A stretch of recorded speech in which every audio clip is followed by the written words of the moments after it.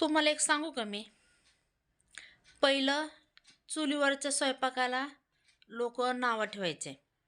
इष्टूवर स्वयंपाक केलं की म्हणायचे आमच्याकडे इष्टू आहे, आम्ही इष्टूवर स्वयंपाक करतो. भांडे नाही खराब होत, लगेच पटापटा होतात. त्याच्यानंतर आलं गॅस. मग ते इष्टूला पण विसरले लोक. मग गॅसवर गॅसवर काय असं झालं की असं एक 15-20 मिनिटात आम्ही स्वयंपाक करतो की लगेच. आता काय निघाले? चुलीवरचा स्वयंपाक. म्हणजे रिटर्न बाहेर फिरून गोल गोल गोल गोल गोल गोल फिरून कुठं आलो आपण? चुलीवरच आलो. आता चुलीवरचा स्वयंपाक, अरे वा!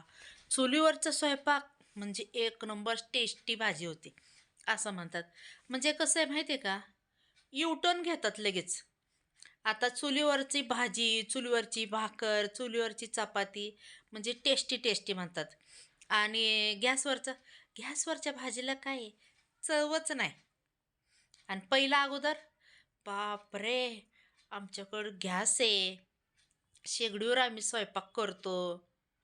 म्हणजे लोकांचं कधी काय माइंड बिघडल, काय होईल सांगता येत नाही.